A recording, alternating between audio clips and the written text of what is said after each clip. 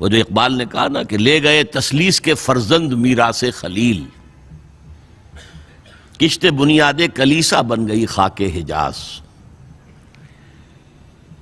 تسلیس کے فرزند میراث خلیل لے گئے تھے، بیت المقدس ان کے کروسیڈرز کے قبضے میں آ گیا تھا 1099 میں، اور رہا تھا 1187 تک، 88 ایئرز۔ لے گئے تسلیس کے فرزند میراث خلیل، تو میراث موسوی جو تھی وہ منتقل ہو گئی محمد رسول اللہ صلی اللہ علیہ وسلم رات کی امت کو۔ ان کا قبلہ کینسل، یہ قبلہ آ گیا، تو سب سے زیادہ دکھ تو انہیں تھا۔ اب جو وہاں سے کاؤنٹر ریولوشنری موومنٹ آئی ہے وہ عبداللہ ابن سبا یہودی۔ بعض لوگ آج یہ بھی کہہ دیتے ہیں کہ یہ تو ایک ایسی ہی افسانوی شخصیت ہے، کوئی اس کا وجود ہی نہیں تھا۔ بڑی زیادتی کرتے ہیں، خاص طور پر ہمارے بعض اہل تشیع یہ کہتے ہیں، حالانکہ ان کی کتابوں کے اندر درج ہے کہ حضرت علی نے عبداللہ ابن سبا اس کے 40 ساتھیوں کو آگ میں زندہ جلوایا۔ رجال کشی کے اندر دیکھ لیجیے، لکھا ہوا موجود ہے۔ لیکن چونکہ کچھ لوگوں نے شیعت کے لیے لفظ سبائیت استعمال کرنا شروع کر دیا، اس لیے وہ ڈیفنس میں کہتے نہیں سبا تو یہ تو افسانوی شخصیت ہے، سبا کوئی تھا ہی نہیں عبداللہ ابن سبا۔ نہیں، عبداللہ ابن سبا ایک شخص تھا یہودی، وہ اسلام کا لبادہ اوڑھ کر آ گیا دارالاسلام میں۔ حضرت عثمان رضی اللہ تعالیٰ عنہ کا عہد۔ اور ایک مغالطہ میں چاہتا ہوں کہ ان دی فرسٹ انسٹنس دفع کر دوں۔ عام طور پر اتنی غلط طریقے سے تاریخ بیان ہوئی ہے کہ حضرت عثمان کے عہد خلافت کو سمجھتے ہیں پورا کا پورا عہد خلافت غالباً فتنوں ہی کے اندر تھا اور اختلافات ہی تھے اور خانہ جنگ۔ معاذ اللہ، ایسا نہیں تھا۔ طویل ترین دور جو ہے دور خلافت حضرت عثمان کا ہے، 12 سال۔ حضرت ابوبکر کے 2.5 سال، حضرت عمر کے 10 سال، دونوں کو جمع کریں گے تو عثمان کا، اور اس میں 10 سال بالکل اسی شان کے ہیں جو حضرت عمر کے خلافت کے شان ہے، کوئی اختلاف نہیں۔ اور فتوحات کا دائرہ بڑھتا چلا جا رہا ہے، تھمتا نہ تھا کسی سے سیل رواں ہمارا۔ اس کے آخری ایام میں یہ شخص آیا اور اس نے ایک تو یہ کیا کہ پرانی جو قبائلی عصبیت تھی اس کو زندہ کیا۔ خلافت تو بنو ہاشم کا حق ہے، محمد ہاشمی تھے صلی اللہ علیہ وسلم۔ ہاؤ کم یہ ایک بنو امیہ کا شخص کیسے بیٹھا ہے؟ دیکھیے اس شخص نے کتنا انتظار کیا۔ حضرت ابوبکر بنو امیہ میں سے نہیں تھے، لہذا یہ فتنہ اس کے خلاف نہیں ہو سکتا تھا، کیونکہ چشمک جو تھی وہ بنو امیہ اور بنو ہاشم کی تھی، بڑی پرانی تھی۔ یہ بڑے برابر کے یہ دو کلینز جو تھے مد مقابل تھے ایک دوسرے کے، باقی چھوٹے قبیلے تھے، بنو تیم ہیں، بنو عدی ہیں، لیکن مقابلہ تھا بنو امیہ اور بنو ہاشم کا۔ حضرت ابوبکر بنو تیم میں سے، حضرت عمر بنو عدی میں سے، بنو امیہ میں سے حضرت عثمان۔ اب اس کو موقع ملا، اب آیا یہ اموی، یہ بن گیا۔ یہ سب غاصب ہیں، ابوبکر بھی، عمر بھی، عثمان بھی۔ خلافت پہلے دن سے علی کی ہے اور اس کو ملنی چاہیے۔ اس سے آگے بڑھ کر، اور علی تو خدا ہے، انکارنیٹ، گاڈ انکارنیٹ، یہ اس کا عقیدہ جو اس نے پھیلایا۔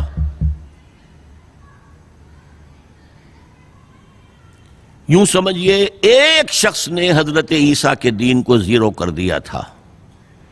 لوگ مانتے نہیں کہ ایک شخص اتنا کچھ کر سکتا ہے۔ یہودی اور سازشی ذہن، ان کی صلاحیت اور ذہانت۔ ایک شخص تھا پال، حضرت عیسیٰ کو خدا کا بیٹا بنانے والا۔ وہ توحید ختم، تسلیس آ گئی۔ شریعت کو ختم کرنے والا وہ حضرت عیسیٰ کہہ کر گئے تھے تم پر شریعت موسوی نافذ رہے گی، اس نے کہا نہیں، ایبروگیٹڈ، نو شریعہ۔ نمبر 3، حضرت عیسیٰ نے کہا تھا تمہیں تبلیغ کرنی ہے صرف یہودیوں تک۔ I have been sent only in search of the lost sheep of the house of Israel۔ میں صرف اسرائیل کے گھرانے کی کھوئی ہوئی بھیڑوں کی تلاش میں آیا ہوں، تمہیں باہر تبلیغ نہیں کرنی۔ اس نے تبلیغ کا دائرہ وسیع کیا۔ وہ دین مسیحیت ختم وہ دین پالزم ہے جو چلا ہے اس کے بعد. سمجھ رہے اس بات کو؟ اور یہ ڈاکٹر مائیکل ہارٹ نے بالکل صحیح لکھا ہے کہ کرسچینٹی جب تک حضرت مسیح موجود تھے وہ سوائے ایک یہودیوں کے فرقے کے اس کی کوئی اور حیثیت نہیں تھی، لیکن پال نے اسے ایک انڈیپینڈنٹ دین بنایا. ایک شخص کی کاروائی ہے یہ ساری، اور آج پوری دنیا، پوری عیسائی دنیا اسی پر ہے، تسلیس پر بھی، اور شریعت ختم، اور دعوت جو ہے کرتے پھر رہے ہیں پوری دنیا کے اندر. اسی طرح اس نے کیا، قبائلی عصبیت کو چھیڑا اور حضرت علی کا مبالغہ کیا یہ خدا ہے، اوتار، گاڈ انکارنیٹ. تیسرا کام کیا کیا کہ حضرت عثمان رضی اللہ تعالی عنہ اور ان کے جو عاملین تھے، گورنر کوفے کا ہے، گورنر شام میں دمشق میں ہے، گورنر مصر میں ہے، ان کے خلاف پروپیگنڈا شروع کیا. یہ بیت المال میں خیانت کر رہے ہیں، یہ غبن کر رہے ہیں، یہ اپنے عزیزوں کو جو ہے پال رہے ہیں، ان کو دے رہے ہیں، وہ اقربا پروری کر رہے ہیں، اور یہ کر رہے ہیں. اور ٹیکنیک کیسی عجیب، کوفے میں کوفے کے گورنر کے خلاف بات نہیں کریں گے، دمشق اور مصر کے گورنر کے خلاف بات کریں گے. اب کہاں دنیا کے پاس ذرائع تھے کہ کوئی ویریفائی کرے بھئی یہ بات صحیح ہے کہ نہیں ہے، غلط ہے، نہ کوئی ذرائع رسل و رسائل ہیں. اور اگر آپ کوفے میں کھڑے ہو کر عثمان نے یہ کر دیا، عثمان نے یہ کر دیا، عثمان نے یہ کر دیا، یہ کر دیا، اب کون اس کو جو ہے اس کی تحقیق کر سکے گا؟ دمشق میں گئے ہیں تو دمشق کے گورنر کے خلاف کچھ نہیں، عثمان کے خلاف، اور کوفے کے گورنر کے خلاف، اور مصر کے گورنر کے خلاف. مصر میں گئے ہیں تو اس کے خلاف کچھ نہیں، دمشق اور کوفے کے گورنر کے خلاف اور عثمان کے خلاف. اور پھر ہر طرف سے بلوائیوں کو لا کر گھیراؤ کر لیا حضرت عثمان کے گھر کا. یہ تحریک ہے جو بہت زبردست کامیابی سے ہمکنار ہوئی. یہودی سازش. اب تمام صحابہ کہہ رہے ہیں حضرت عثمان سے کہ آپ ہمیں موقع دیں کہ ہم ان کا سر کچل دیں. آپ فرماتے نہیں، یہ مجھ پر الزام لگا رہے ہیں نا، میں وضاحت کرتا ہوں. اپنے گھر کی چھت کے اوپر کھڑے ہو کر آپ نے کہا دیکھو یہ میں نے نہیں کیا، یہ میں نے نہیں کیا، میرے یہ احسانات بھول گئے ہو. حضرت علی نے مسجد نبوی میں کھڑے ہو کر جتنے الزامات لگائے تھے ان سب کی طرف سے برات کا معاملہ کیا کہ جھوٹ کہہ رہے ہو تم، عثمان پر کوئی غلطی جو ہے، کوئی خیانت ثابت نہیں. لیکن جنگ کی اجازت حضرت عثمان نہیں دے رہے. یہ میرے خون کے پیاسے ہیں نا، جب تک قتل نہیں کر لیتے جرم کہاں ہے؟ جب قتل کر لیں گے تم قصاص دے لینا. لیکن میں کسی کلمہ گو کی جان نہیں لینا چاہتا، صرف اپنی جان کے تحفظ میں. یہ ہے عزیمت کا پہاڑ.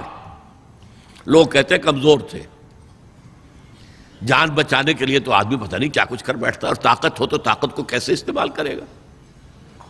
حضرت امیر معاویہ کی طرف سے پیغام پر پیغام آ رہے ہیں کہ آپ ہمیں اجازت دیں میں فوجیں بھیجوں اور ان کا قلع کما کر دیا جائے. حضرت عمرو بن العاص کا پیغام آ رہا ہے مصر سے، آپ ہمیں اجازت دیں. طلحہ، زبیر، علی اجازت مانگ رہے ہیں مدینے کے اندر، آپ اجازت دیں کہ ہم جنگ کریں ان سے. نہیں. آخر کار حضرت علی نے دونوں بیٹوں کو، حضرات حسنین، حضرت حسن، حضرت حسین، دروازے پر کھڑا کر دیا. پہرے دار حضرت عثمان کے، حضرت حسن، حضرت حسین، کہ کوئی گھر میں داخل نہ ہونے پائے. پچھواڑے سے آئے ہیں اور شہید کیا ہے. میرے نزدیک تاریخ کی مظلوم ترین شہادت بمانی مقتول فی سبیل اللہ وہ حضرت عثمان ہے. بلکہ میں جرات کر رہا ہوں ذرا، آپ کو معلوم ہے علامہ اقبال سے مجھے کتنا تعلق قلبی ہے. میں نے ان کے ایک شعر میں ترمیم کی ہے، میں سمجھتا ہوں انہوں نے صحیح نہیں کہا. غریب و سادہ اور رنگی ہے داستان حرم، نہایت اس کی حسین ابتدا ہے اسماعیل. حضرت اسماعیل کو اللہ تعالیٰ کے حکم سے حضرت ابراہیم ذبح کر رہے تھے نا، اور حضرت حسین ذبح کر دیے گئے. تو گویا کہ ابتدا جس کی ہوئی تھی حضرت اسماعیل سے، اس کی انتہا حسین پر ہوئی۔ میں کہتا ہوں بالکل غلط۔ ان کو ذبح کر رہا تھا خلیل اللہ، اور ان کو قتل کر رہے یزیدی اور زیادی اور کوفی۔ کوئی تقابل ہے؟ وہ قتل نہیں ہوئے، یہ قتل ہو گئے۔ انہوں نے پیشانی خود رکھ دی۔ یہاں تو حضرت عثمان لڑتے ہوئے، حضرت حسین لڑتے ہوئے شہید ہوئے۔ کون سی چیز مشترک ہے؟ ایک مصرے میں جمع کر دیا ہے، صنعت لفظی تو آپ کہتے ہیں اس کو، لیکن کیا مشترک کیا چیز ہے؟ اور میں نے امید ہے علامہ اقبال سے ملاقات ہوگی اگر آخرت میں، تو وہ میری اس بات کو تسلیم کریں گے۔ میں نے اس شعر کا دوسرا جو مصرع ہے بدلا ہے، نہایت اس کی ہے عثمان، ابتدا حابیل۔ حابیل جنہوں نے کہا تھا بھائی جان آپ مجھے قتل کرنے کے لیے ہاتھ اٹھائیں گے تو میں اپنا ہاتھ نہیں اٹھاؤں گا آپ کو قتل کرنے کے لیے۔ عثمان نے کہا کہ میں نہیں کسی کو قتل کروں گا، کسی کلمہ گو کو، جو مجھے قتل کر دیں گے پھر ان سے قصاص لے لیں۔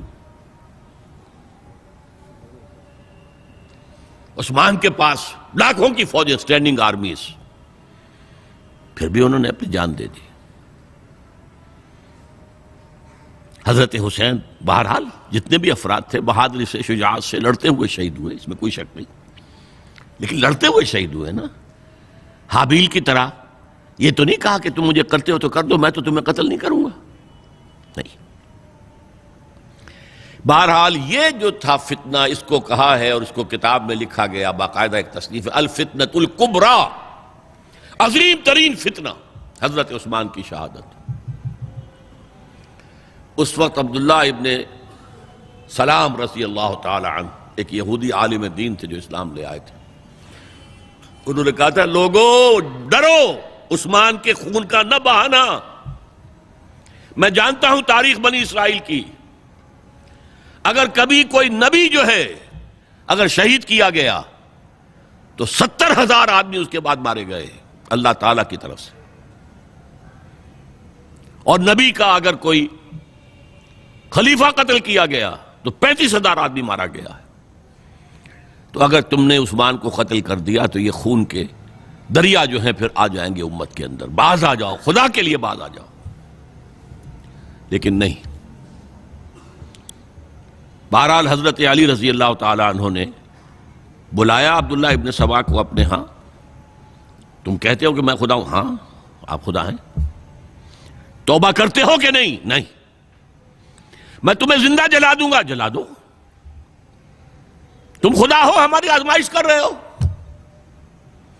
حضرت علی نے عبداللہ ابن سبا کو 40 ساتھیوں سمیت زندہ جلوایا، اور یہ سارا کچھ معاملہ جو ہے یہ میں نے آپ کو بتایا اہل تشیع کی کتابوں میں موجود ہے۔ بہرحال یہ فتنۃ الکبریٰ ہے، جس کا نتیجہ کیا نکلا ہے آپ اچھی طرح سمجھیے۔ وہ شہادت علی الناس کا جو سیلاب جا رہا تھا، جس کی شان کیا تھی، علامہ اقبال کے الفاظ میں تھمتا نہ تھا کسی سے سیل رواں ہمارا۔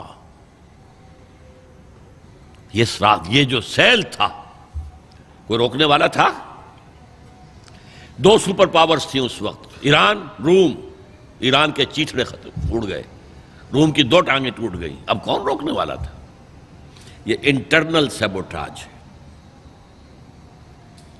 اس کے بعد جو باہمی خانہ جنگی شروع ہوئی ہے، 1 لاکھ مسلمان ایک دوسرے کی تلواروں اور نیزوں سے ختم ہو گئے۔